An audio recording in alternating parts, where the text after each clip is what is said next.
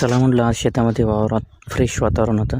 गाडी बैल आली आणि सोयाबीन बघितली. सोयाबीन बऱ्यापैकी व्यवस्थित होती. सततच्या पावसामुळे शेंगा थोड्या करपल्या. नंतर हळद बघितली. हळद बी चांगली होती, पण यावेळेस सतत पाऊस असल्यामुळं काय झालं, हळदीमध्ये वाढ कमी आहे.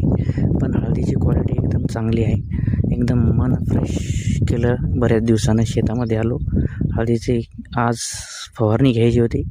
हळदीला मस्त एक फवारणी घेणार. आत्ताच बेसल डोस दिल्यामुळे हळदीची वाढ योग्य प्रमाणात आहे.